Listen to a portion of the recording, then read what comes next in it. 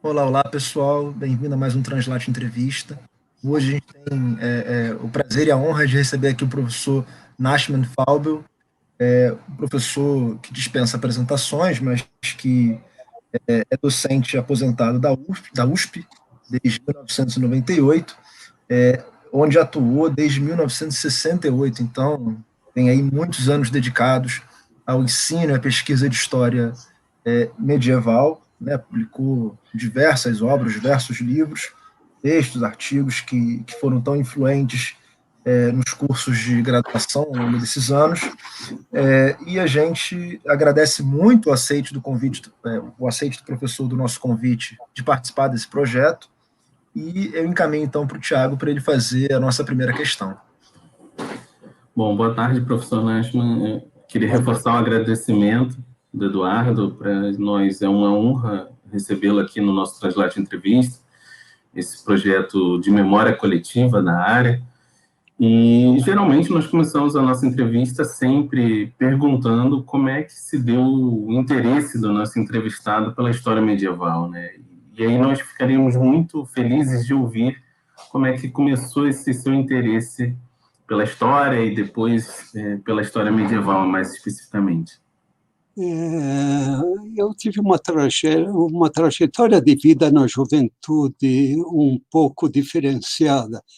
Eu nasci na Polônia, cheguei como imigrante ao Brasil, como diz o cronista medieval, ad vesperam occasu mundi, isto é, em 39, os alemães entraram na Polônia em setembro, 1 de setembro de 39. E com certos, eu diria, primeiros anos da adolescência, comecei a me interessar pela própria história do povo judeu, muito mais como autodidata. Minha língua mater era a língua Yiddish, e a minha tradição, a partir dos 3, 4 anos de idade, os judeus na Polônia, os judeus ortodoxos tradicionais, meu avô era muito ortodoxo, ele me colocou no que se chama Heder, isso é, uma escola de iniciação da leitura do texto bíblico, Tanakh, né? A Bíblia hebraica. E, na verdade, me alfabetizei em hebraico como primeira língua para poder ler o texto bíblico, o Gênesis, Sefer Bereshit. E a um dado momento a guerra despertou a juventude judaica para uma, eu diria, consciência nacional frente ao que se passava com os judeus na Europa ocupada pelos alemães. E isso é uma história conhecida. A partir daí, eu passei já um pouco mais do que adolescência a militar no movimento juvenil judaico, que era de caráter de ideologia sionista socialista. E os meus estudos escolares, ciclo médio, ginásio, científico naquela época, continuaram até certo ponto, praticamente até terminar o científico, mas sem chegar a terminá-lo. Eu estava militando nesse movimento juvenil com um nome muito simbólico, Dror, em hebraico, que significa liberdade. Era um movimento de jovens que, sob o impacto do próprio Holocausto, porque o Holocausto ele foi, sem dúvida alguma, o capítulo mais influente, eu diria, na história judaica do ponto de vista da sobrevivência do povo judeu. Aí me interessei não somente pela história do nacionalismo judaico, movimento sionista, e, ao mesmo tempo, pela ideologia socialista, porque esse movimento ele tem uma tradição de estar pertencendo à juventude do chamado Partido dos Poalei de Sion, em hebraico, os trabalhadores de Sion, que era uma corrente dentro do movimento nacionalista judaico.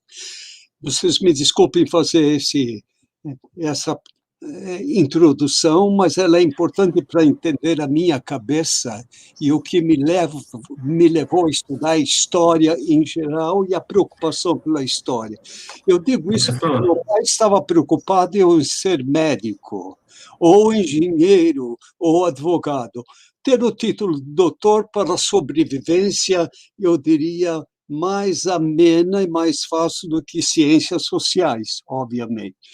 Mas esse interesse pela história me levou a desleixar também, já no terceiro ano científico, o ensino formal, e passei a ser um autodidata. Na verdade, era autodidata desde menino. Eu era muito recluso, muito interiorizado dentro do meu próprio mundo, e é típico de um filho de imigrante, né, que ele tem que eu diria, se adaptar a uma nova civilização, uma nova cultura, né? E o Brasil e a Polônia eram um pouco distanciados sob muitos aspectos, mormente sendo judeu.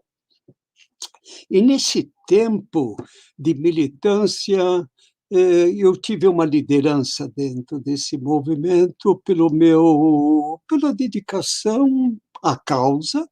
O objetivo era educar jovens para irem a Israel e viver num kibbutz, isto é, uma sociedade coletiva que representava os ideais socialistas que estavam sendo propugnados na própria formação do Estado judeu, o Estado de Israel.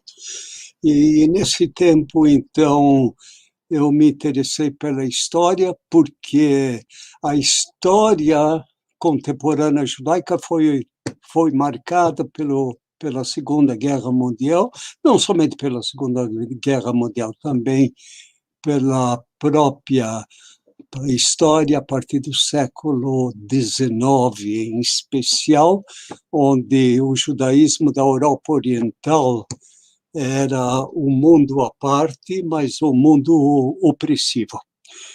E daí a razão das correntes imigratórias da Europa Oriental, Polônia, Rússia, Lituânia, etc., ao Brasil.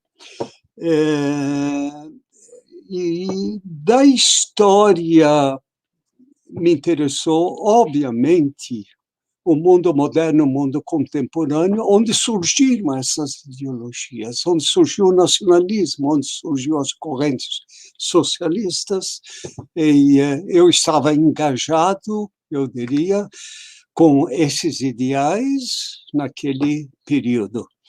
E, no fundo, eu vivi mais na biblioteca municipal do que na minha escola formal. E fugia das aulas porque não aguentava professores. É um pouco de paradoxo e irônico, mas é uma verdade que eu devo confessar a vocês.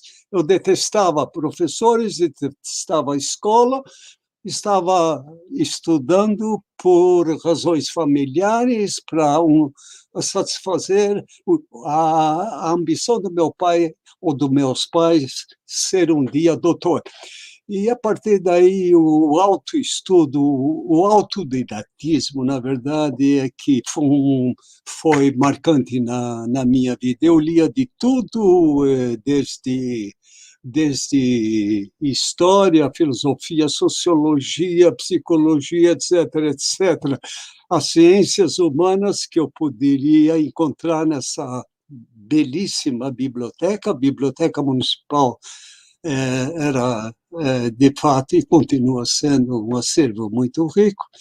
E a medieval não me interessava, mas eu tinha um interesse muito segmental da história medieval. Isto é, a presença dos judeus na Idade Média, já que era uma presença na Societas cristiana, tolerada, né, sob a égide da Igreja, e com um relacionamento que nós sabemos muito tenso, né? Já que nulla salus extra ecclesia. Os judeus são alvos de conversão, como todos os demais que não são cristãos. E o que me preocupou sempre foi o próprio essa tensão, né, que está ligada à história do antissemitismo desde a antiguidade. Essa história do antissemitismo tem um capítulo muito, eu diria, pesado na vivência judaica da Idade Média. Então, o meu contato com a Idade Média começou sob o ângulo da visão judaica. Houve uma literatura polêmica chamada judaico-cristã, isso vocês conhecem, e esses textos, não é, eles também começaram a me interessar, a própria história da inserção da minoria religiosa judaica, ainda não se falava em conceito de nação nem de nacionalidade, que são contemporâneos, na verdade, modernos contemporâneos. Mas os judeus viveram sob um status muito especial em todos os reinos da Idade Média. E, a um dado momento, fui para Israel, vivi num kibbutz, e eu exerci nesse movimento que era de caráter mundial também o papel de responsável pelo setor de educação. Significava que eu deveria elaborar programas educativos em inglês, francês, espanhol e português. O movimento era um movimento existente em todos esses países. Por outro lado, eu cheguei a um ponto que senti que, como autodidata, eu deveria passar a estudos universitários mais sistemáticos. Eu li da minha vida muito de todas as ciências sociais, por assim dizer, mas eu exigi que o kibbutz me enviasse para uma universidade para sistematizar a minha cabeça, meus conhecimentos, uma vez que eu já estava um pouco, eu diria, esgotado de transmitir aquilo que eu sabia e sentia de que cheguei a um ponto que eu tinha que me renovar, e aí o meu kibbutz aprovou a minha ida aos estudos na Universidade Bar-Ilan. E Bar-Ilan havia um duplo currículo, porque ela era de orientação religiosa liberal, não ortodoxa em especial.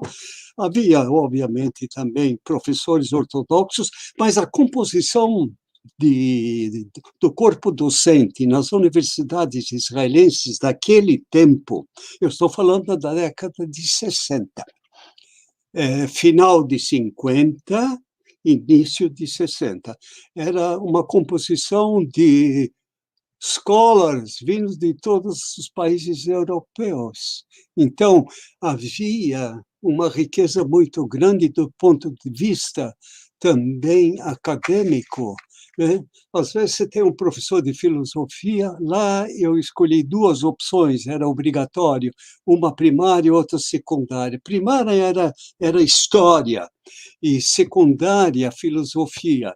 E a partir daí você poderia ter um professor que foi aluno de grandes professores lá na Europa. Então, eu tive a felicidade de encontrar um scholar notável, professor Avram Saltzman, que era da Universidade de Londres e foi chamado a lecionar na Universidade Bar-Ilan, na minha universidade. E ele era um medievalista que tinha passado por professores famosos na Inglaterra. Então, tem uma formação notável e ele tinha também uma personalidade muito forte do ponto de vista acadêmico. E é um conhecimento, uma erudição extraordinária. E eu estava voltado à história contemporânea. E, de repente, a história contemporânea, eu via meus cursos e não achava nem sempre que eram de nível desejável. Às vezes, o próprio professor, eu tive um professor que no curso, ele sempre dava uma aula e sempre me chamava, e o que o senhor acha, senhor Nashman? E ele queria que eu desse a aula. Então, como autodidata, às vezes, em certos temas, eu estava, eu diria, mais solidificado do que ele. Mas o que me atraiu foi uma área que eu não conhecia, que era a história medieval, de um professor que tinha um profundo conhecimento não somente da medieval judaica, mas ele era especialista na história da igreja medieval. Igreja medieval, para mim, era algo muito novo. Mesmo porque no Brasil, no meu tempo, pelo menos, não se estudava história medieval. Era ainda a filosofia do período das trevas. Então, no ginásio, no ciclo médio, quando tínhamos aulas de história, medieval não era um ponto sequer dentro do programa de estudos, porque é o período das trevas. E isso continuou durante muito tempo, eu suponho, mas me fascinou, de fato, a história da igreja, e houve um momento que determinou a linha de meu interesse dentro da história da igreja, que foi o falecimento do meu pai. Eu tive que vir para o Brasil, e ao voltar eu tinha perdido a prova final. Aí o Saltman generosamente disse, olha, faça um trabalho escrito em lugar da prova, não é necessário prova. Ele era pouco formal, na verdade, apesar de ser inglês. E ele disse, olha, me resolva esse problema por escrito. Por que os franciscanos não preservaram os princípios originais de Francisco de Assis? E essa pergunta acompanhou depois a minha vida acadêmica durante muitos anos e acabei fazendo meu doutorado sobre os espirituais franciscanos. Aliado aos espirituais franciscanos, me interessou muito a história da igreja. A história da igreja que eu vi apenas sob o ângulo judaico, isto é, as tentativas de conversões, o isolamento dos judeus em certas comunidades frente à sociedade mais ampla, a polêmica teológica, o odium theologicum. Então, tudo isso fazia parte daqueles interesses ainda de juventude, mas não história da igreja propriamente dito, né? Eu sempre brinco que, caso o meu avô soubesse do título do meu doutorado, os seus ossos sacudiriam na tumba, coitado. Um judeuzinho que viveu à sombra, né, do seu avô. Meu pai imigrou antes, é ele que me educou. E se preocupado com São Francisco de Assis e a história da igreja. Então, enfim, e a partir daí, a própria história dos espirituais têm um contato íntimo com as heresias medievais. E essas heresias medievais também me interessaram. O pensamento teológico, que começa com o interesse pela polêmica, também me interessou desde os inícios da própria história do cristianismo, o período do judaísmo sectário, no chamado período do Segundo Templo, não é? Onde saduceus, fariseus, essênios, e tudo isso também estava ligado ao meu interesse à filosofia medieval. Então, eu acho que eu respondi um pouco sobre esse meu interesse na história medieval. Não, certamente respondeu sim, professor. E não se preocupe em fazer longas introduções. Já falou com o senhor antes de começar a entrevista, mas faça aqui o reforço. O tempo aqui é todo do senhor. Fica à vontade. Não há limite aqui. A gente está aqui para lhe ouvir. Então, isso é perigoso. Não fale assim, porque os professores falam sem parar, viu? Tá certo, professor. Põe um limite a isso. Bom, mas enfim, o senhor já começou a falar brevemente sobre os seus interesses de pesquisa, né? Você mencionou os intelectuais franciscanos, depois mencionou a questão das heresias, inclusive publicou um livro que é muito citado até hoje sobre as heresias medievais. Mas, enfim, o que a gente queria pedir ao senhor, por gentileza, né? Depois dessa primeira resposta tão impactante, né? Uma história muito, de fato, pouco usual, né? A gente começou essa resposta com a invasão da Polônia, então, realmente fascinante a sua trajetória e muito interessante como é que isso reverberou na sua pesquisa. Bom, enfim, mas também é interessante a influência dos professores na gente, né? Como esse professor que o senhor comentava teve um impacto tão grande ao longo da sua trajetória. Mas, enfim, o que a gente queria pedir ao senhor, por gentileza, é que tentasse oferecer uma sistematização dos seus interesses de pesquisa ao longo da sua trajetória. Então, você falou dos intelectuais franciscanos, você falou dos espirituais franciscanos, você falou das heresias, você falou lá no começo da questão do nacionalismo judaico, e que, pelo que a gente pôde dar uma olhada no Lattes do senhor, parece que o senhor voltou os interesses de novo agora, recentemente, para esse tema. Então, se o senhor puder, dá para a gente esse panorama do que foi a sua trajetória de investigação e os seus interesses de pesquisa, seria fantástico.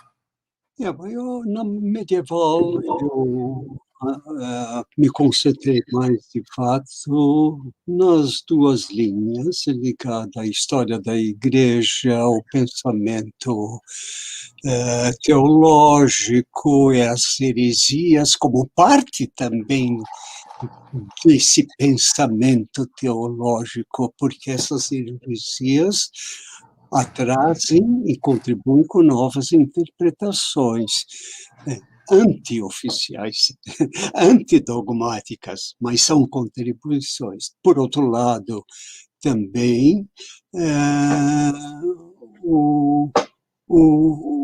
a comunicação entre pensamento judaico medieval e a própria civilização cristã medieval.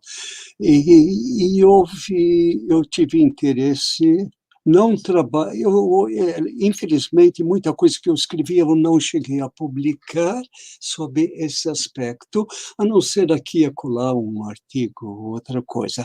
Mas essa contribuição do mundo árabe islâmico através das traduções que os judeus mediaram fundamentalmente na Escola de Tradutores na Espanha, de Toledo, com o bispo Raimundo de Solbetar, no século XII, e nós temos, então, aí a passagem desse conhecimento do pensamento grego através do árabe, que começa lá no Oriente, né, no em Bagdá, fundamentalmente, antes em Damasco, e isso me interessou certo tempo. Lamentavelmente, eu escrevi apenas poucos artigos e não desenvolvi esse trabalho. Eu quero confessar que isso me fascinou até os dias de hoje, para tentar ver até onde essa contribuição árabe-judaica foi importante, foi uma contribuição para o desenvolvimento do pensamento cristão. Porque o Aristóteles não era conhecido, a filosofia grega não era conhecida, ela começa a ser conhecida através das traduções. E a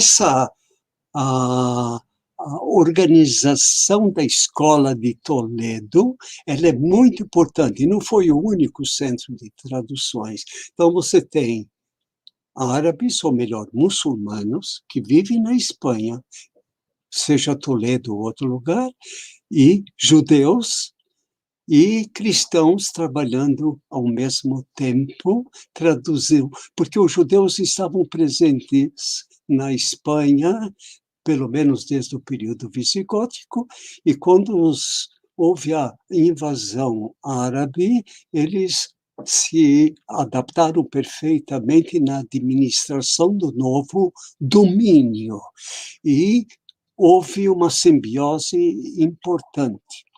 E isso continuou através dos séculos, eu diria, até a expulsão. A expulsão dos árabes e a expulsão dos judeus a partir de 1492. Então, você tem aí um filão que eu trabalhei e, lamentavelmente, eu não desenvolvi, e depois vou dar um salto. A partir de 1975, eu estava no grupo que formou o Centro de Estudos Judaicos da USP e fui credenciado até para dar um outro curso nas letras orientais, especialmente hebraico. Porém, a partir daí surgiu a ideia de formar um centro de documentação. Esse centro de documentação, estou falando de 1975, acabou se transformando no chamado Arquivo Histórico Judaico Brasileiro, e que eu fundei, tomei a iniciativa, briguei, e houve até o que os alemães chamam de Spaltung, que isto é, divisões, e acabei criando essa instituição que durou cerca de 40 anos. E depois, então, ela passou para o atual Museu Judaico do Estado de São Paulo. A partir daí, eu comecei a tentar criar modelos de pesquisa de caráter científico, com uma metodologia rígida, como historiador. Porque o que havia dessa presença judaica, ou da história judaica do período contemporâneo, isto é, a partir do século XIX, inícios do século XIX, apenas memorialistas que escreveram, sem qualquer critério ou exigência acadêmica maior. E aí, para mostrar de que o arquivo deve ser um centro de documentação para a pesquisa, eu mesmo comecei a me interessar. E daí deixei de lado muito os estudos medievais, paralelamente aqui e acolá, né, até mais recentemente publiquei o meu livro sobre o Arnaldo de Villanova, que é diretamente ligado, né, aos meus estudos, porque ele foi até um defensor dos espirituais. Então, esse livro saiu há alguns anos atrás. Mas, paralelamente, eu dei importância ao conhecimento, ao estudo, à pesquisa da imigração judaica no Brasil, a formação das comunidades no território brasileiro e os problemas ligados à própria vida institucional. E isto, de repente, eu descobri que eu poderia ter a chance de falar com gente viva e não somente com gente morta da Idade Média. Quer dizer, morta no sentido de corpo, corporal, material. Nunca serão mortos, né, de espírito, uma vez de que são os personagens que te rodeiam. Né? Você não pode se desvincular, depois de conhecer Francisco de Assis, de sua espiritualidade. Né? Um bom cristão diria de sua alma, mas como eu tenho um pouco uma tendência espinosista, eu tomo muito cuidado para falar em almas. E a partir daí, tinha que se criar pesquisas sobre a presença judaica no Brasil com critério acadêmico, científico, metodológico, e não memórias sem, eu diria, fundamentação documental. E aí minha esposa, ela reclamava muito: poxa, você está perdendo muito tempo com essas coisas quando a tua vida, a tua trajetória acadêmica é toda ligada à Idade Média, você fica perdendo tempo com isso. Ela quase diz a palavra bobagens, mas disse, não são bobagens. De uma vez por todas, existe uma presença judaica no Brasil desde a descoberta, né? Então, o período colonial foi estudado, cristãos novos, marranos, Inquisição, etc., ou visitações da Inquisição.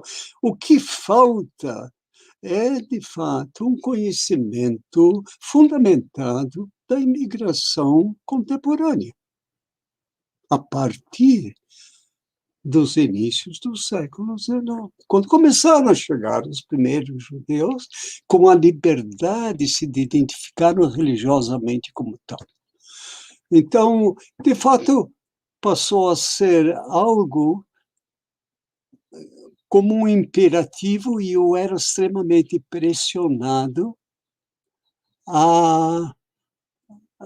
pelos que tinham interesse. Tive muitos alunos que se interessaram não pela medieval, se interessaram pela história dos judeus no Brasil, e depois de outras universidades, depois houve um intercâmbio com universidades do exterior, Estados Unidos, Israel, e assim por diante. Eu resolvi conhecer o tema. Esse conhecimento desse tema, não. Eu não abandonei história medieval e ainda continuo até hoje trabalhando ligado a essa história aqui e acolá. Eu estou já há 2 anos traduzindo um texto árabe de um grande poeta, de um príncipe de poetas, Moshe Ibn Ezra, que viveu de 1055, 60 até 1135, 138, em Granada. Era uma família importantíssima, e esse homem escreveu em árabe, porque havia essa simbiose. Pensadores judeus escreviam em árabe, porque até formar uma terminologia em hebraico filosófica levou um certo tempo. Os árabes anteciparam, porque eles tiveram, na expansão do Islã, o contato com o mundo grego, na expansão ao norte da Península Arábica. Isso é a região da Síria.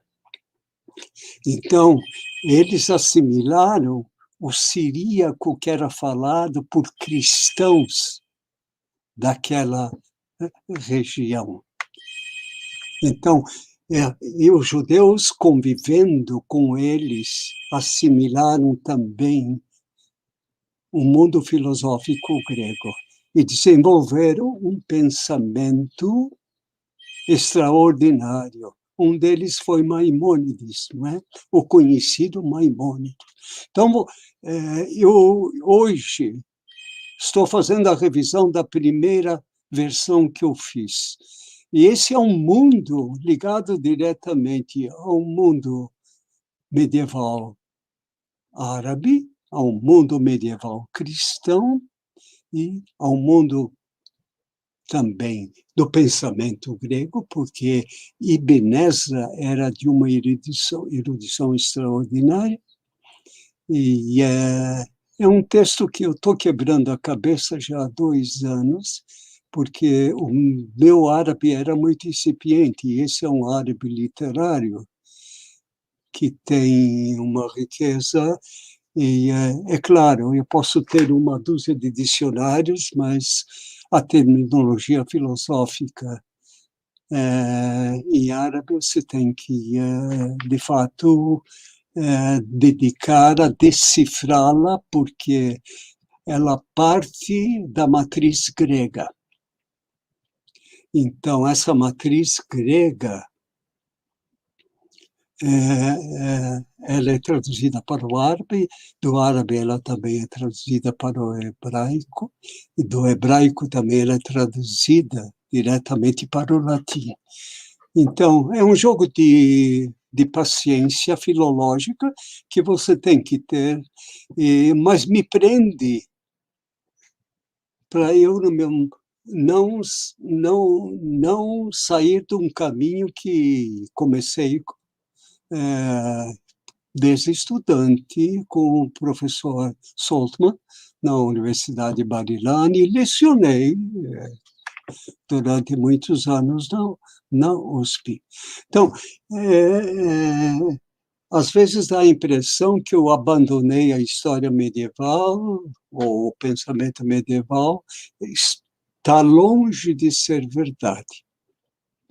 É que o mundo da imigração, eu diria a área da imigração judaica, ela tomou uma amplitude que, de fato, leva tempo. Eu tenho que ler na língua ídis as fontes. E agora devo confessar que sou um dos poucos últimos moicanos que leem essa língua com manuscritos. E posso confessar a vocês que trabalhei mais de 5, 6 anos no Museu Lazar Segal, porque pediram com muita insistência que eu lesse a correspondência do pintor judeu Lazar Segal, que se correspondia com a família em Yiddish. E em manuscritos. E são poucos que podem ler o cursivo hebraico da língua Yiddish. Então, o impresso ainda vai lá. Mas eu acabei me habituando a isto e eu confesso que eu tenho o prazer de voltar à língua mater, na velhice. Eu passei assim, posso dizer que eu posso ler uma dúzia de línguas, mas é um prazer inexplicável de volta, provavelmente, à língua mater, né, que foi a língua Yiddish. E aí, então, dá a impressão que estou apenas mergulhado nisso. Não estou, porque eu continuo lendo a história medieval. Eu continuo estudando a história medieval. O próprio trabalho ligado à tradução do Moshe Ibn Ezra me leva a ler a estética medieval, os conceitos de estética medieval. Comecei com o livrinho do Umberto Eco, mas há uma literatura toda, porque você tem que saber se esse olhar, essa visão estética de Ibn Ezra, que era um homem altamente refinado, poeta maravilhoso, né? Ela também está vinculada ao mesmo olhar dos poetas cristãos na Idade Média, ou aos pensadores que tratam da estética. Santo Tomás de Aquino trata da estética, mas Guilherme de Auvergne trata da estética e assim por diante. Então, eu tento dividir meu tempo entre o ameno, que é o Yiddish, e o pouco árduo, que é o latim medieval, e o árabe. Já que eu sou aposentado, não tenho o que fazer na vida, a não ser aborrecer os outros e, ao mesmo tempo, dividir o tempo dessa forma, né? Não, justíssimo, professor. Assim, a gente está aqui maravilhado com a quantidade de ramos, né, que o senhor acabou tocando durante a sua trajetória. E como, de certa maneira, essa presença judaica aqui no Brasil amarra um pouco essa trajetória, né? A gente chegou a ver, com certeza o Eduardo também viu, que a sua produção de livros é muito voltada também para essa questão, né? E o senhor falando, né, sobre sua trajetória lá em Israel, em sua militância, enfim, é impressionante como eu consigo ver uma conexão em relação aos espirituais franciscanos, né, nesse sentido. Enfim, então isso foi, esse seu relato para a gente foi muito interessante, né, porque, de certa forma, mostra como esse intelectual acaba, ao longo da sua vida, se interessando por diferentes etapas e também acaba sendo condicionado por algumas questões da vida, né, para determinados temas, como é o caso do museu em que você teve que contribuir com o Yiddish, a tradução do Yiddish, por aí vai. Professor, uma outra atividade também que nos pareceu muito importante, nos é muito importante como historiadores, é a docência.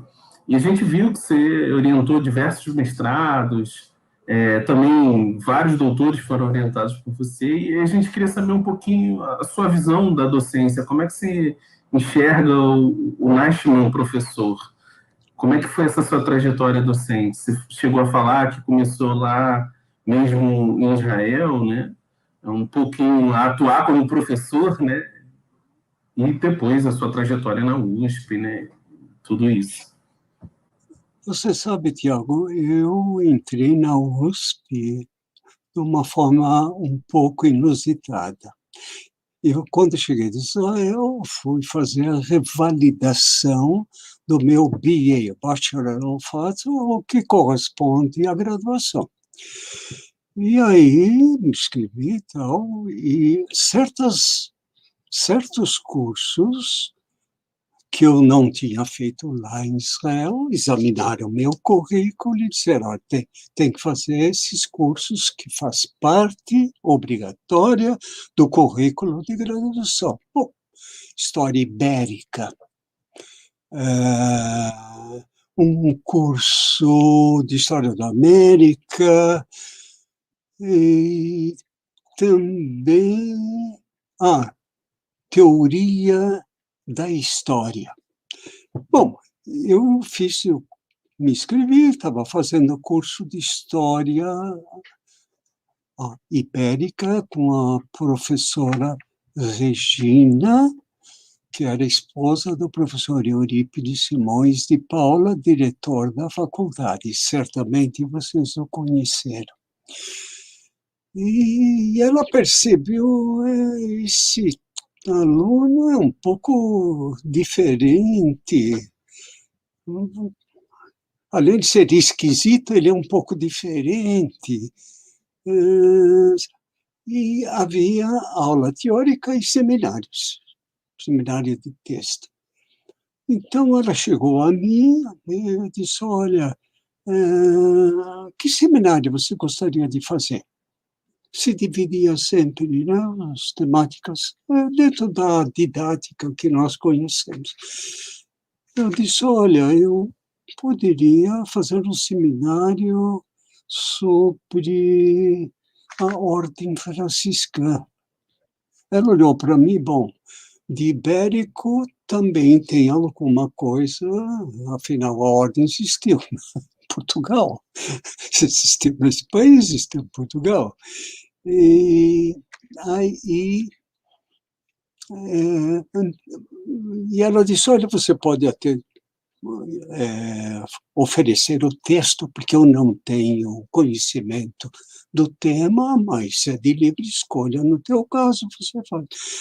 Mas ela convidou o professor Eurípides e outros professores na sala, sem eu saber, e eu dei o seminário sobre a ordem franciscana, já com o esquema de um dia escrever um trabalho maior, mas era baseado naquele trabalho que apresentei ao professor Saltman, quando eu perdi a prova. Terminou, aí o professor Eurípides chegou a mim e disse, olha, Nashman, você aceitaria ser meu assistente?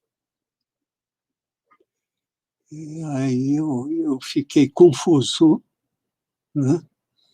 Me lembrou, né, o Guia dos Perplexos do Maimônides, sabe? Eu fiquei perplexo. Disse, bom, eu comecei a gaguejar, na verdade. Ele disse, olha, você me procura e vamos conversar a respeito.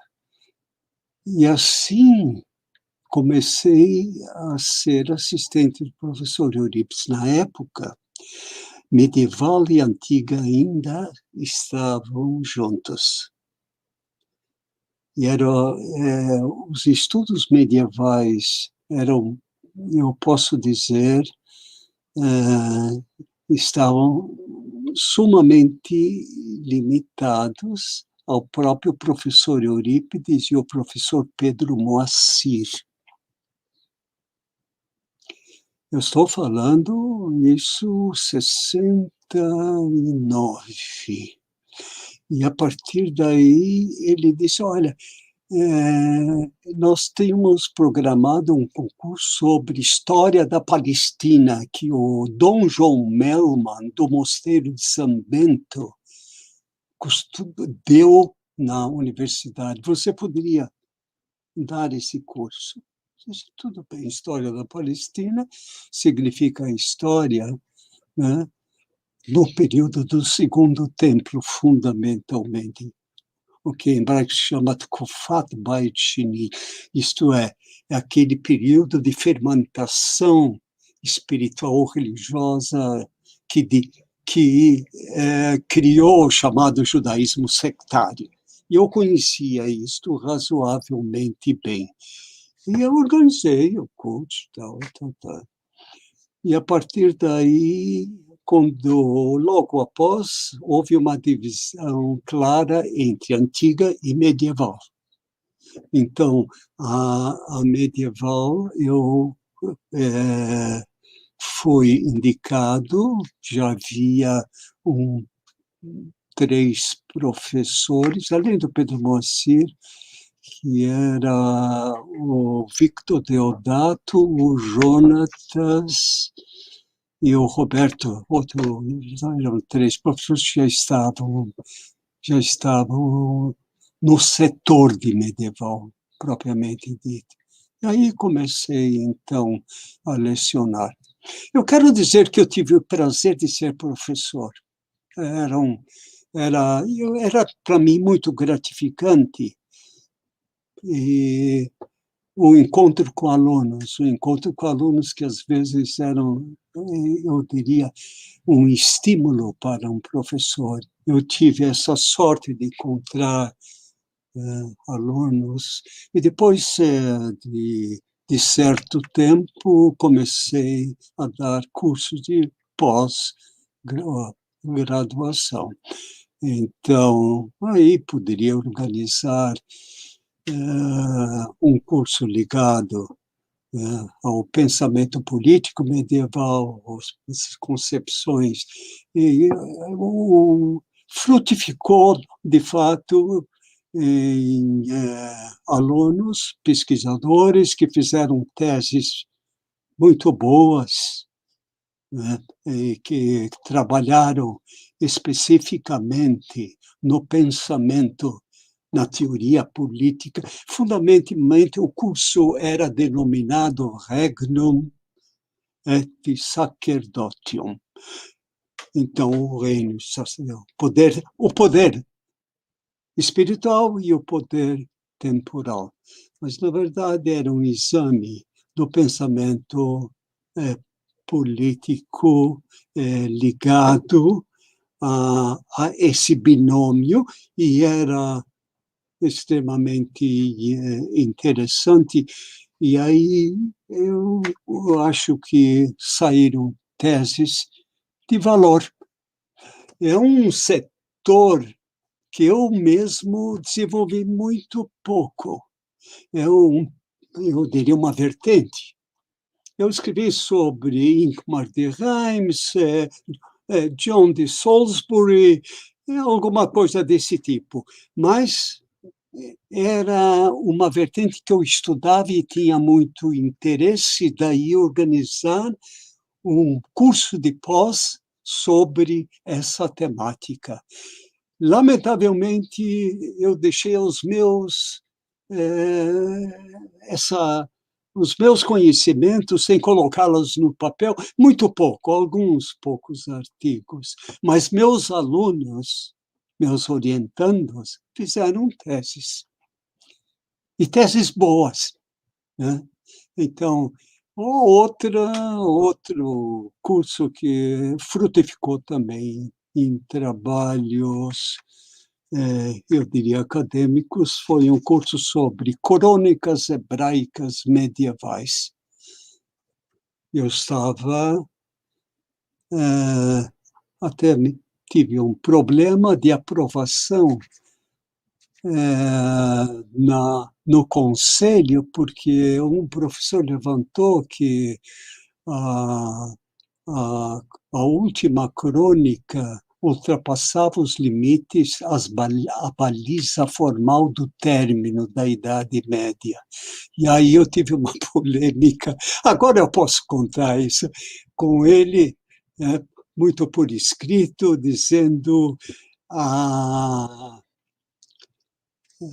na verdade, a divisão, a periodização, perdão, cristã medieval, não, até certo ponto, corre paralela à periodização muçulmana, à periodização judaica.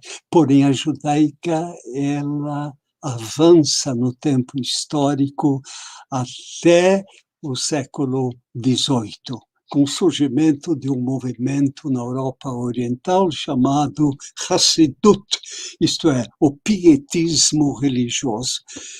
E eu tive que dar cambalhotas para poder explicar a ele que as civilizações têm periodizações diferentes, e o próprio conceito de periodização é um conceito flexível. Depende, né, do teu olhar ou da vertente histórica que você está tomando como ponto de partida. E assim por diante. Bom, mas o fato de que esse curso de pós, ele também rendeu alguma coisa. A dificuldade era encontrar alunos que soubessem hebraico. Algumas moças judias que tinham estudado um hebraico muito eu diria, inicial, fundamental, não era o suficiente para você ler uma crônica hebraica medieval. E aí o resultado foi muito limitado.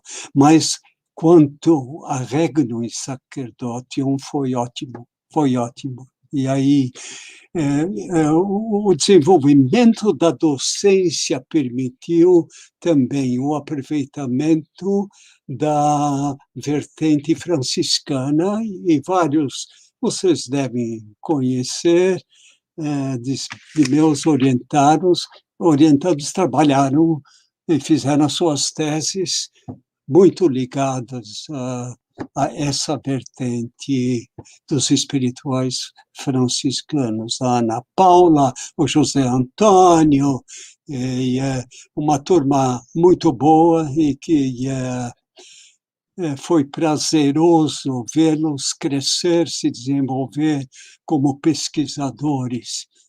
E outros que eu orientei partiram para também temas de pesquisa também ricos, né?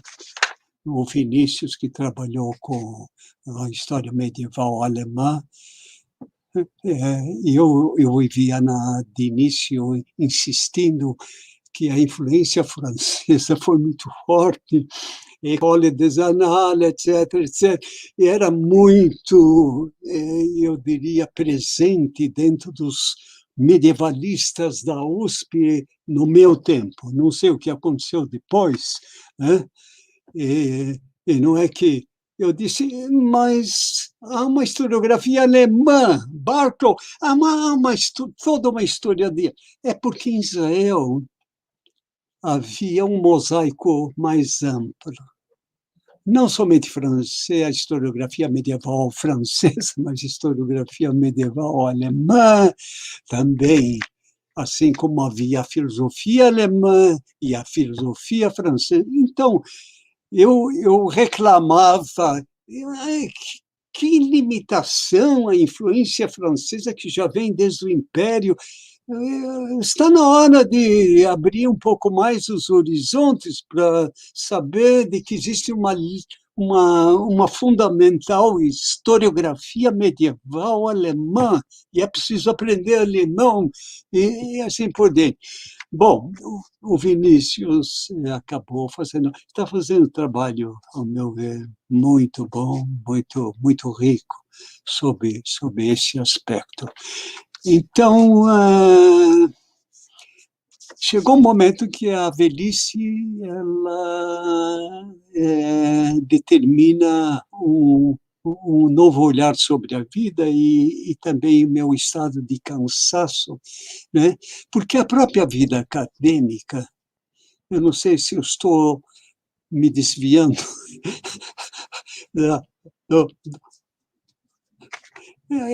a própria vida de docente, de professor, ela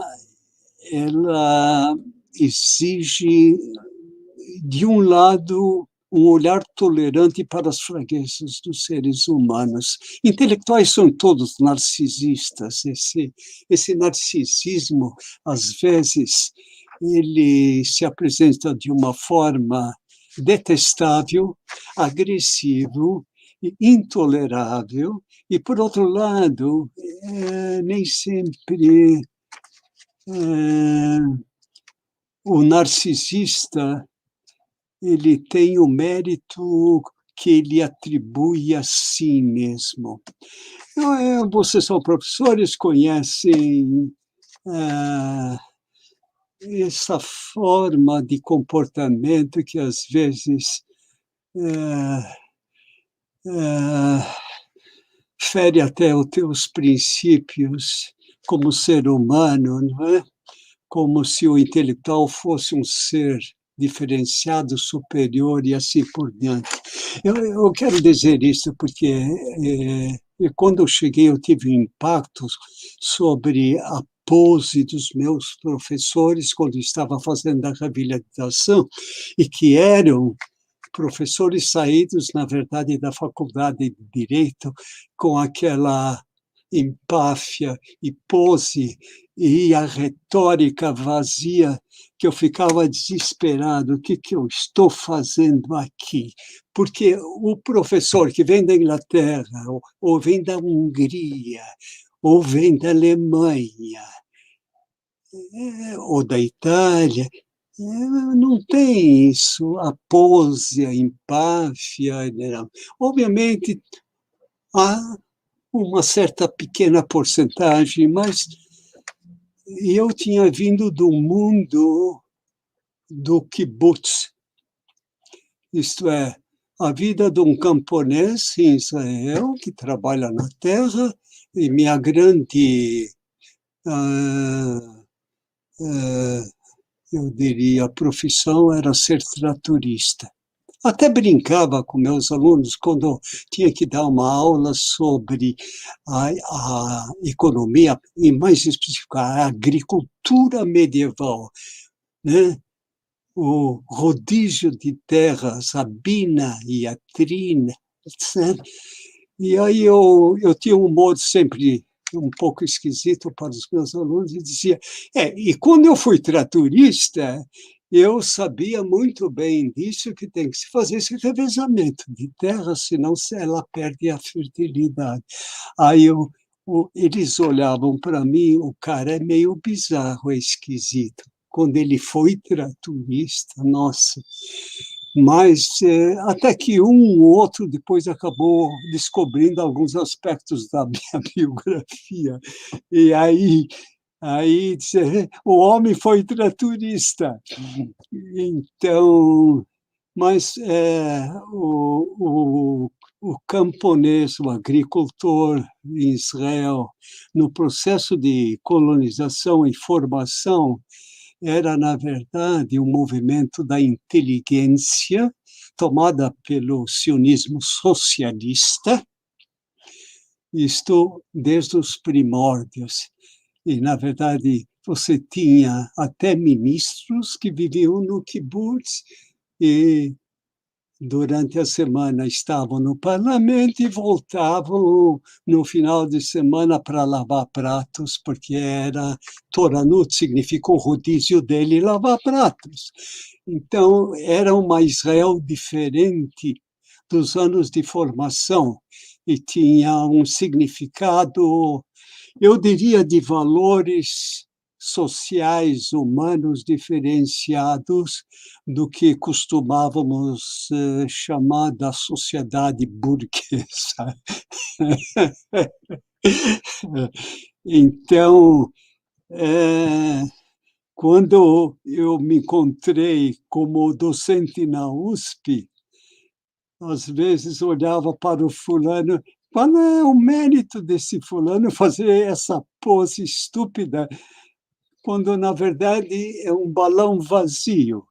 Eu não estou denigrindo ninguém, mas são pensamentos íntimos que, com os meus 89 anos, eu posso também compartilhar com gente como vocês, que pertence a uma geração diferente. E o gratificante é você ver alunos crescerem, se desenvolverem, se tornarem professores de universidades, terem uma produção histórica de valor e passar, eu diria, um pano sobre essa convivência, que é uma parte, né, da convivência, que nem sempre te agrada. Só, Dudu, só fazer um pequeno parênteses, que o professor está fazendo referência a esse sionismo socialista, e não sei, para quem está nos acompanhando e não sabe, esse sionismo socialista, ou sionismo trabalhista também, né, vai influenciar, por exemplo, o Karl Marx e o Friedrich Engels. O Moses Hess, que é um dos fundadores desse movimento, influenciaram, por exemplo, Karl Marx. Para quem não tem similaridade com essa temática, vale a pena depois procurar e saber essas relações entre esse sionismo e esses personagens primários do movimento comunista, né? Era só esse parênteses. Eu vou te dizer, eu sempre associei a minha vida a missões, e que eram missões muito ligadas à própria história contemporânea do povo judeu. Então, esse olhar, né, de que existe a necessidade de você olhar para o ser humano não pelas aparências, não pelas poses, não pelas máscaras, e tentar penetrar mais a fundo. Porque, na verdade, quando você vive numa pequena sociedade, o relacionamento humano, ele exige esse olhar mais profundo, essa sensibilidade maior. E eu vivi num coletivo durante quase 8 a 9 anos. Então, você tem que ter essa sensibilidade maior. E, é claro,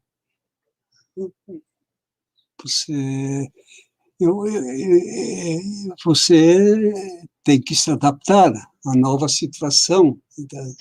A USP tinha grandiosidades e tinha pequenezas. Mas isto é característico de toda instituição. Então, também acontece com outros a mesma coisa. Então, quando me aproximei à idade da aposentadoria, eu já estava muito, muito cansado. E precisaria ter um pouco de paz de espírito, porque a própria carreira dos concursos, a passagem, a disputa, né, de lugares, tudo isso é esgotante. Ela te tira muitas energias. E a verdade é de que agora estou na fase de confissão, mesmo que vocês não sejam clérigos,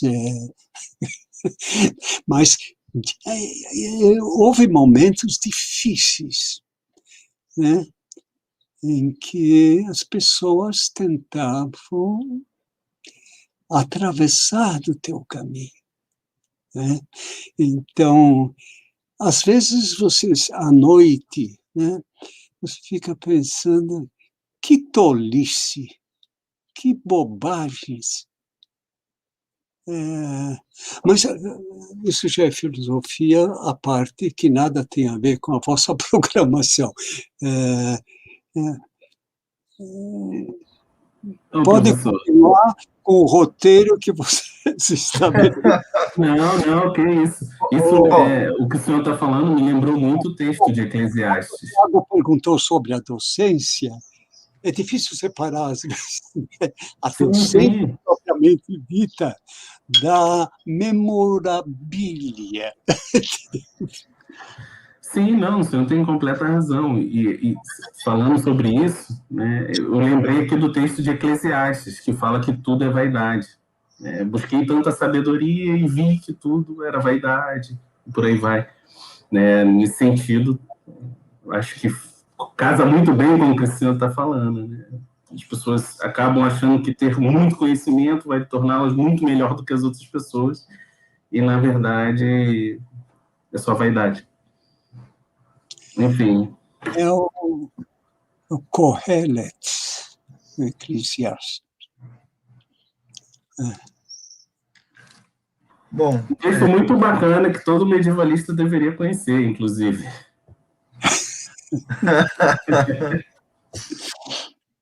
Professor, mas já que a gente está comentando aqui da USP, né? Vamos insistir um pouco mais nessa questão, né? O senhor comentou do professor Eurípides, o senhor comentou dos professores que já estavam atuando na instituição quando o senhor chegou na USP, né, em 68. Então, o que a gente queria pedir um pouco para o senhor falar um pouco sobre o processo de construção da área de história na USP. Como é que foi a sua experiência? Como é que o senhor atuou nessa construção também, de alguma maneira? Eu acho que introduzi alguns temas.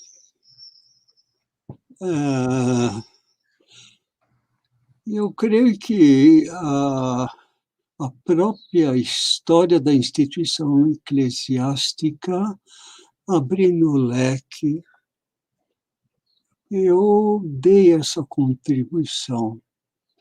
A minha preocupação com os franciscanos, ela também estava me ajudando nesse sentido, compreender, por exemplo, as ordens monásticas. É claro que tem que se fixar um programa que atendesse, né, eu diria, o desejo de transmissão de uma visão da alta Idade Média, da baixa Idade Média. Isso incluía feudalismo e tudo mais. Mas eu tenho a impressão que a minha formação ajudou a construir esse programa. Eu tinha recursos linguísticos também do ponto de vista bibliográfico, que nem todos os professores tinham. Então eu acho que abri, eu diria, algumas novas luzes dentro desse horizonte. Não posso, eu não conheci programas anteriores, mas conheci, sim, o programa do professor Pedro Moacir.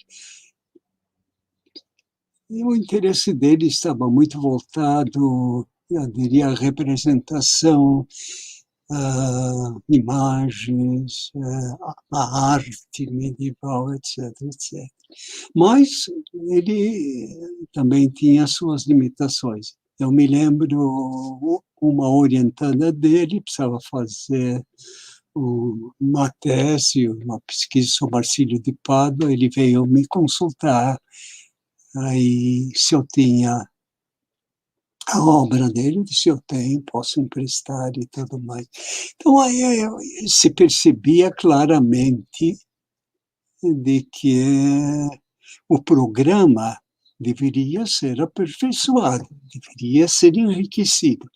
E isto eu dei uma contribuição. E fixamos, naquele momento, um programa padronizado. Isto já o pequeno grupo do setor de medieval fixou e que anualmente era transmitido, era parte do currículo de história medieval. Porque me pareceu que antes não havia um programa estruturado. E o professor transmitia, organizava um programa dele, e não um programa que fazia parte do departamento de história, como programa sistematizado para a transmissão de um conhecimento na área de medieval. Então, eu acho que isto foi importante. É algo que eu trouxe também da minha vida de aluno na Universidade Bar Ilan em Israel.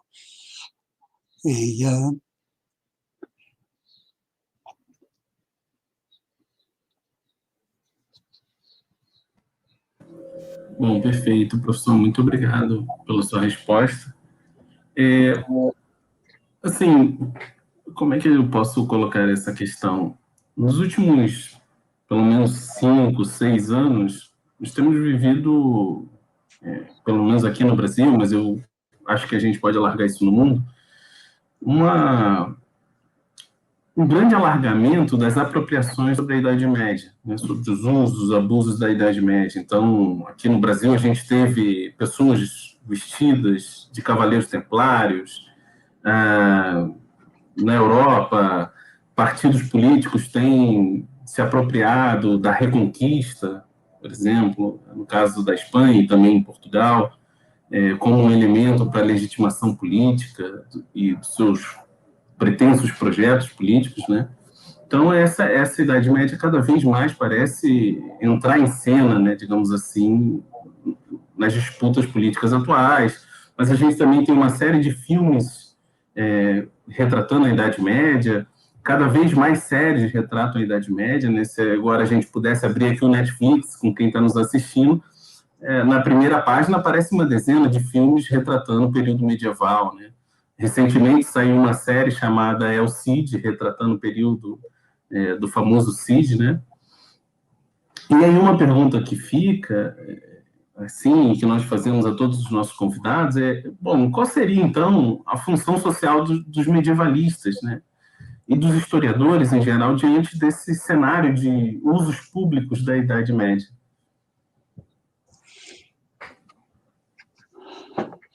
Eu considero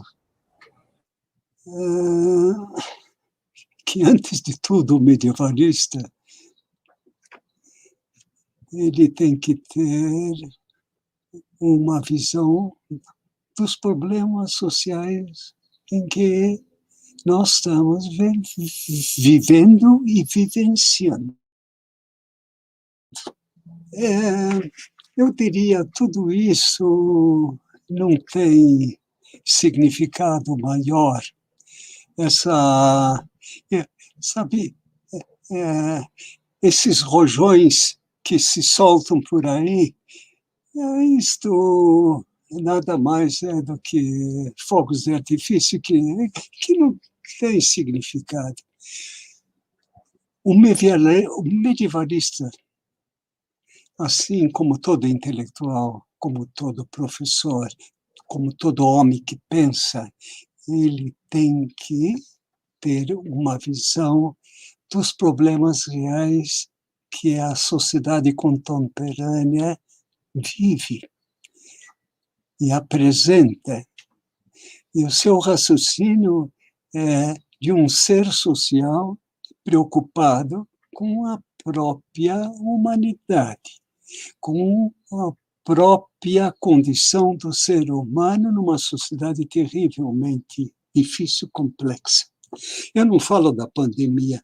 Pandemia é algo que certamente é transitório. Poderá deixar sequelas, causar certas mudanças, assim por diante. O intelectual pode, como medievalista, ou como filósofo, como sociólogo, como psicólogo, a ter a sensibilidade frente à realidade que nos rodeia. E ele tem que, se puder, opinar, participar, e não se isolar na Torre de Marfim. Eu não vejo no medievalista algo especial. Sabe, todos esses focos, fatos, esse estourar de bombinhas, isso não tem significado, não tem nenhum valor. Não. A Idade Média serve como símbolo permanente para tudo quanto é coisa, né? E, às vezes, erroneamente, transmutada, e que não tem nada a ver com seu significado até original, né? Então, nós temos que ter o tirocínio para dizer, olha, isto é verdadeiro, isto não é verdadeiro, é pura fantasia, é fake, é invencionice, não tem valor nenhum. Então, o importante é que, se você tem uma visão histórica longa em relação à humanidade, e você tem, né, o tirocínio para detectar perigos, para detectar o mal, para detectar cursos que podem levar a situações, eu diria, perigosas, ameaçadoras. Então, é um participante honesto e correto frente aos problemas que a humanidade está. E eles são genéricos, porque as mudanças são rápidas, fáceis e os recursos mais ainda eficientes, né, de destruição, assim como de, vamos dizer, de criação do bem. Mas não vejo que, especificamente como medievalista, há alguma função a preencher. Não é a nossa função a preencher é como ser humano, independentemente se sou medievalista, ou sou um filósofo, ou sou um sociólogo, ou sou um historiador do contemporâneo. O historiador contemporâneo tem a facilidade de julgar, eu diria com mais sensibilidade, as mudanças que podem ocorrer em decorrer dos últimos séculos que nós vivemos. Em especial, se você leva em consideração a profunda mudança na sociedade humana a partir do século XVIII, XIX, né?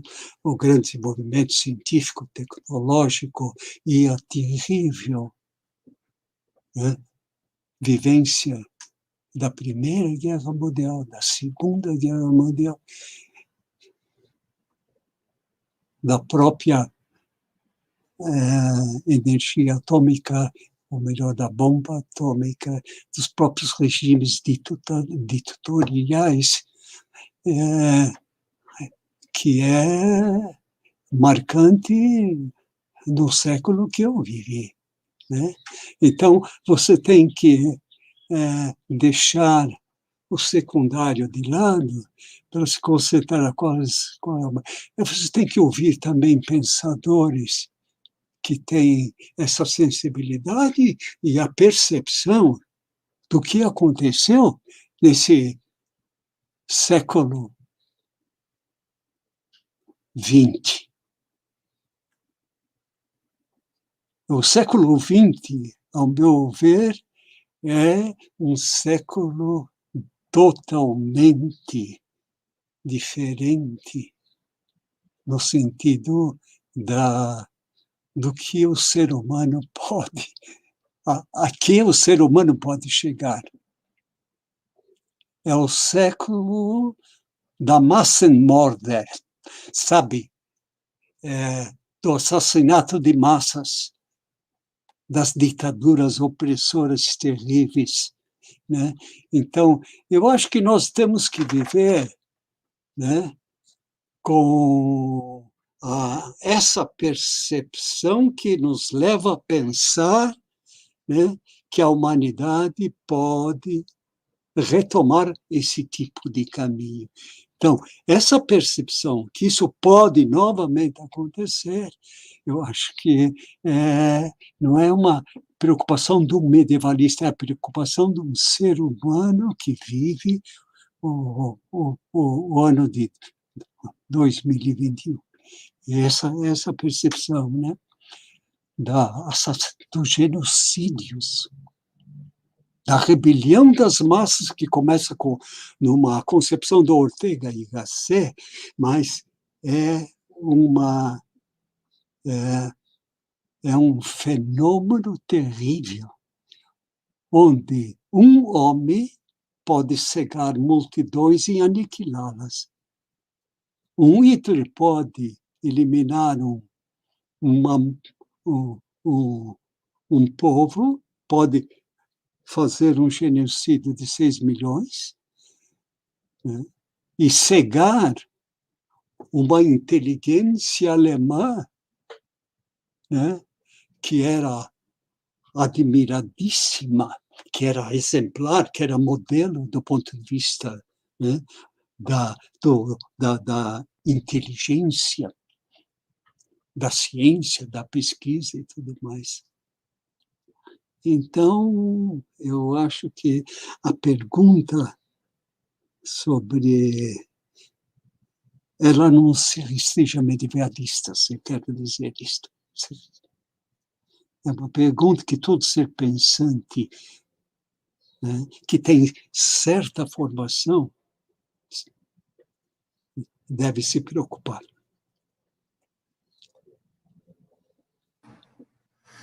Bom, obrigado, professor, pela resposta, pela perspectiva que o senhor compartilhou com a gente. Enfim, agora, então, retomando um pouco a questão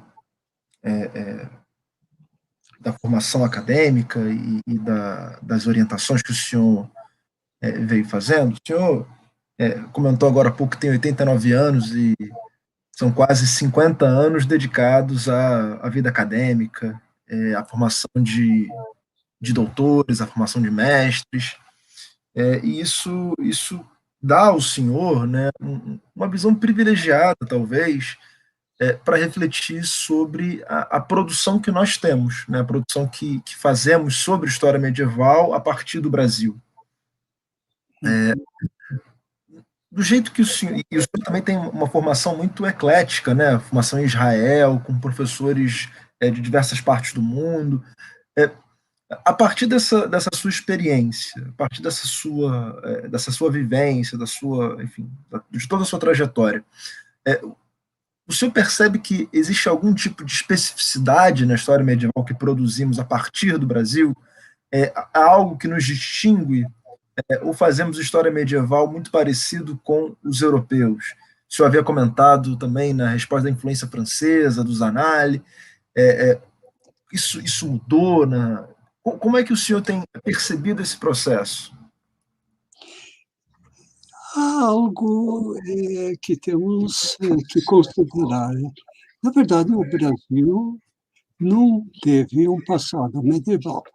Nós começamos no ano 1500 com Cabral e nós não temos uma tradição de estudos medievais, não é a nossa história nacional.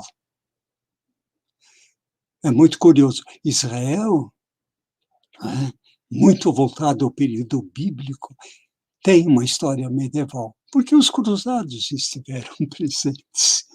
E não somente, os muçulmanos estiveram presentes. E também os judeus, na Idade Média, tentavam chegar até a Terra Santa, né? Você tem um poeta como Yehuda Levi sai da Espanha, estou falando do século XII, para morrer lá na Terra Santa, Eretz Israel, a terra de Israel, o grande poeta Yehuda Levi. O Rambam, isto é, o Maimônides, Rabi Moshe ben Maimônides, vai para Aco, depois ele estabelece, era médico importante, lá no Egito, médico do sultão, do vizir, etc, etc.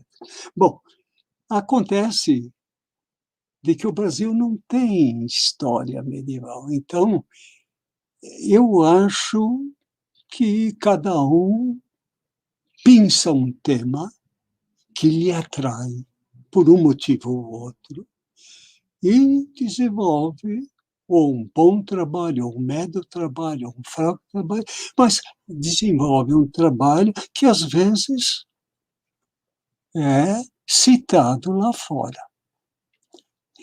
Eu não sei se há uma uniformidade. Eu observei ultimamente que está se trabalhando muito sobre a arte medieval. as representações, o estudo das imagens, seu significado, etc., etc. Explicava a professora lá da USP, mas eu acho que eu diria, são pesquisas pessoais, e que dependendo do seu nível, ela repercute lá fora, é citado lá fora. Então, eu mesmo cheguei a ser citado lá fora, porque os fulanos que trabalharam com Joaquim de Fiore se interessaram por o meu trabalho, que foi publicado lá na Itália, no aniversário de São Boaventura, escrevi sobre isso, mas o que acontece é de que é muito individual, não há, eu diria, uma linha, né, que conduz um tema que aproxima boa parte dos historiadores. Talvez eu desconheça o que está se fazendo, conheço pouco, porque eu estou afastado da própria docência, então talvez eu perdi a perspectiva. Mas me parece aquilo que eu tento acompanhar, que cada um adota um tema de pesquisa, faz um bom trabalho, e às vezes o trabalho pode ser citado porque ele tem um nível, né, de certa forma, que inova em alguma vírgula, em alguma frase, assim por diante. O Brasil, nesse sentido, como todos os países que não vivenciaram a Idade Média, que não tiveram o período da Idade Média como parte de sua história, tem suas limitações nesse sentido. Eu até diria, né, que a pretensão, houve um certo tempo na Universidade Hebraica de Jerusalém, a pretensão da escola de Jerusalém. Na verdade, não era escola nenhuma. Havia um grupo de excelentes pesquisadores e que trabalhava cada um o seu próprio tema com um excelente nível, porque eles tinham acesso, né, às fontes europeias muito facilmente, porque era 4 horas de viagem, e tudo bem. Então, nós temos que valorizar, um por um, os trabalhos que são feitos na nossa área. Temos que valorizar, na medida que são bons trabalhos. Eu não viria uma vertente que aproxima, né? Aqui e acolá pode haver, né, 2, 3 medievalistas que estão trabalhando proximamente a temática X, Y ou Z. Mas, assim me parece, posso estar enganado, né, porque eu também não estou acompanhando tudo o que se faz na área, mas a pergunta se a historiografia brasileira, mais consumida recentemente, mais pelos historiadores europeus, é uma resposta que eu não sei dar, até o quanto, né, esses historiadores europeus estão valorizando o que cada um de nós faz, ou cada um de nós faz. Eu tenho notado aquilo que me cito, mas já faz muito tempo que não me citam. Então, houve, mas isso aconteceu com todos os historiadores, eu acho, né? O José Antônio, eu sei que também foi, o Vinícius também, né? Mas eu acho que a falta de uma tradição, né, historiográfica num país que não teve história medieval, ela influi até na avaliação do fulano que está lá na Europa. Para dizer, bom, esse pessoal é de um outro mundo, América Latina.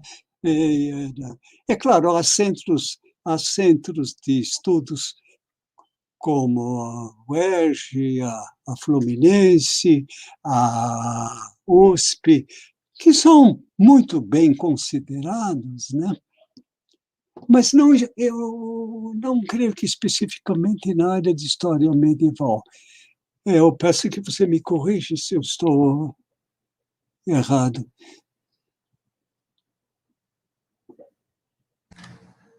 Não, na verdade a gente está fazendo essa avaliação coletiva, né, professor? A gente está encaminhando essa pergunta para o senhor e para diversos colegas, e, na verdade, a gente está tentando justamente decifrar se existe isso. Inclusive, a gente tem entrevistado, numa outra sessão, né, medievalistas latino-americanos, argentinos, mexicanos, chilenos, e, portanto, tentando, inclusive, ver se existem paralelos entre a história medieval que produzimos aqui e a história medieval produzida nesses países da América Latina. Sim. Então, eu acho que a gente ainda, de fato, não temos essa resposta, mas a ideia é tentar justamente coletar material para poder ter uma reflexão crítica. E por isso que a visão do senhor, a experiência do senhor, é tão importante nesse projeto que a gente está desenvolvendo. Entendo. Enfim, professor, a gente acabou conversando sobre uma série de temas, foi uma conversa absolutamente fascinante, né? A gente tem, eu e o Thiago, a gente tem conversado muito, né, sobre essas entrevistas, a gente está realizando ela, já vai fazer quase 6 meses, né? Então, a gente tem aprendido muito, tem sido uma experiência muito gratificante para nós, né? E a gente normalmente conclui essas entrevistas com uma pergunta meio que clássica, né? Que é a pergunta do famoso jovem medievalista, né? Então, o senhor, de novo, tem uma experiência larguíssima, com diversas gerações de estudantes.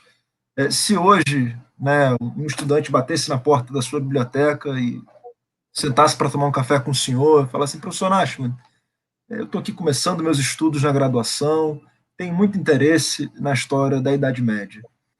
O que o senhor recomendaria para ele? Qual seria a sua primeira recomendação para esse hipotético estudante?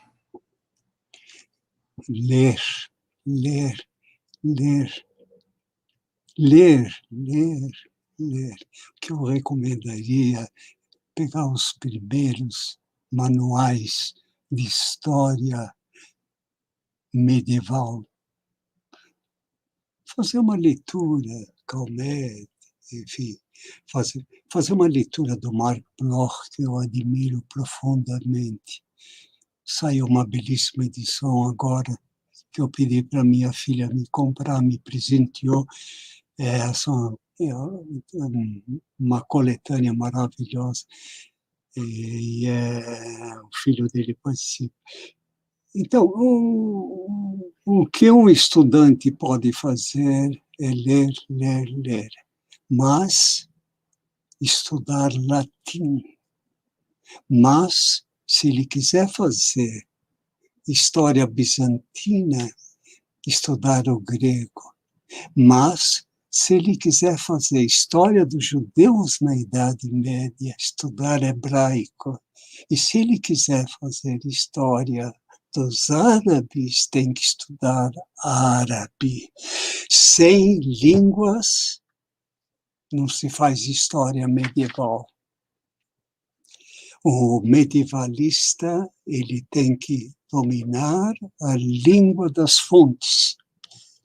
Essa era uma exigência para eu aceitar um aluno ligado a cursos de pós-graduação.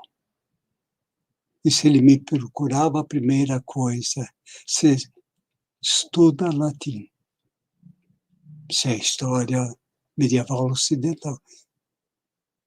para os judeus que queriam fazer história dos judeus, estude hebraico. Sem ler uma crônica hebraica, eu não te aceito. E assim por diante. Eu acho que o conselho que a gente tem que dar, leia, leia, leia, começa lendo os manuais, né? São vários, e para você ter uma visão, vamos dizer, de conjunta, para saber o que você vai querer dentro desse amplo mundo, né, de história medieval. E, ao mesmo tempo, domínio da língua. E tem que aprender, né, o maior número de línguas, porque faz muito bem para a saúde e ajuda a memória.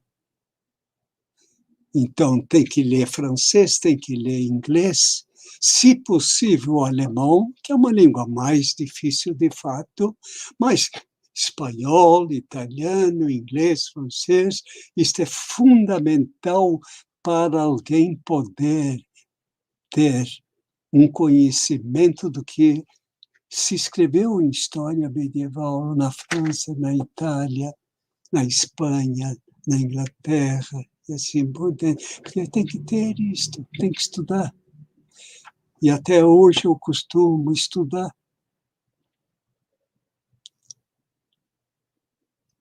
Eu me sinto mal se eu não faço isto. É claro que o meu Moshe Ibn Ezra me obriga a estudar, querendo ou não querendo. Então, é uma disciplina que tem que se ter. Mas é muito bom para um professor aposentado que corre o perigo de ficar esclerosado, perder a memória e virar semi-idiota. E, às vezes, tira o semi que é válido. Então, você tem que estar a cabeça permanente voltada ao trabalho, ao estudo. Essa é uma recomendação que eu faço a todo professor aposentado. Vocês estão longe desse problema. Acho que a gente nem vai se aposentar, professor. Estão querendo acabar com essa história de aposentadoria justamente para não parar de trabalhar. É o que eu ia dizer também. Não sei se eu vou ter É essa um projeto de oportunidade. preservação da saúde dos mais velhos, acabar com as aposentadorias, que aí eles não ficam esclerosados. Deve ser isso, o projeto do governo. Eu não entendo uma coisa, eu digo a vocês. Como é que um professor que trabalhou décadas, quando se aposenta, não faz mais nada? Você sabe que eu estou publicando o tempo todo.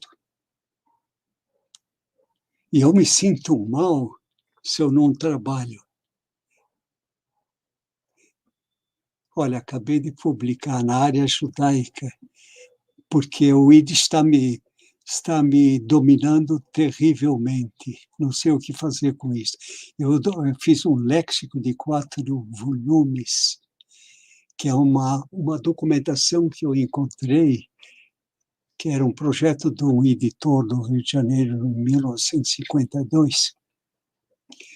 Tzvi Yatom, ele depois foi para Israel. Ele começou com um projeto de memória da imigração, fazendo entrevistas através de questionário dos pioneiros dessa imigração, do início do século passado. E o material não foi editado, eu acabei encontrando o material porque ele me procurou em 82 e disse, olha, professor, eu tenho um compromisso moral muito grande e eu não consegui publicar. E era uma publicação que as pessoas também pagavam, as famílias desses primeiros imigrantes pagavam para constar no léxico.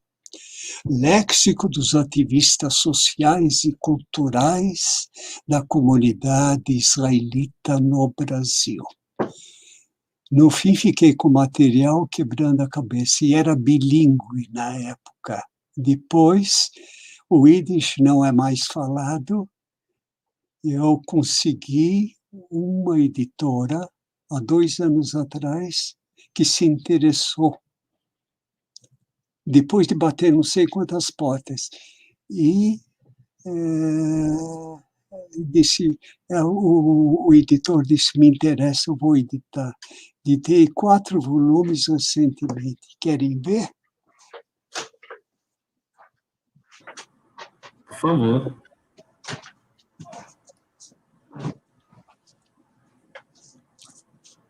Olha, linda edição, inclusive. Linda edição. É, belíssima capa. Começou em 2019 o primeiro volume, São Paulo. Depois, pequenas comunidades, que é Curitiba, Porto Alegre, Belo Horizonte, Recife. Depois, 2 volumes, Rio de Janeiro. E tudo isso é trabalho gratuito, por amor à arte, mas a felicidade de encontrar um editor para editar os 4 volumes. O último volume foi o ano passado. Eu continuo trabalhando feito doido, pelo pavor de ficar semi ou inteiramente idiota. Então, mas eu ajudo muito o pessoal da nova geração de pesquisadores da presença e imigração judaica no Brasil, porque o meu domínio do Yiddish já é raro. Então, daí transparecer que eu esqueci a medieval. Mas do primeiro amor não se esquece. Fantástico, professor. Tá certo, professor. Bom, gente, chegamos já ao final da nossa entrevista. Tenho certeza que foi maravilhoso você que nos acompanhou até aqui. Queria agradecer ao professor Nashman outra vez pelos relatos tão pessoais, né, que ele confessou aqui para a gente, mesmo não sendo clérigos, e que dizer que foi maravilhoso para a gente passar essa tarde aqui, aprendendo um pouco mais da trajetória dele, tanto pessoal quanto acadêmica. E queria perguntar ao professor se ele quer deixar um último recado para quem está nos acompanhando. O último recado? Sim, sim. O último recado dessa entrevista, professor. Você pode deixar muitos outros depois dessa entrevista. Eu sei. Olha, é um prazer de ouvir que vocês têm um projeto original. É fazer a história dos estudos medievais no Brasil. Eu acho que chegou o tempo, sim, e a maturidade de fazê-lo. E foi um prazer também conhecê-los pessoalmente. E caso precisarem de algo que eu possa contribuir, por favor, eu estou à vossa disposição. Muito obrigado, professor. Muito obrigado. Obrigado, professor. Então, pessoal, é isso aí. Obrigado por quem nos acompanhou. Agradeço mais uma vez ao professor Nashman pela agradável tarde de conversa. E a gente se vê no próximo Translate Entrevista. Tchau, tchau, pessoal. Até logo. Tchau, gente. Até o próximo.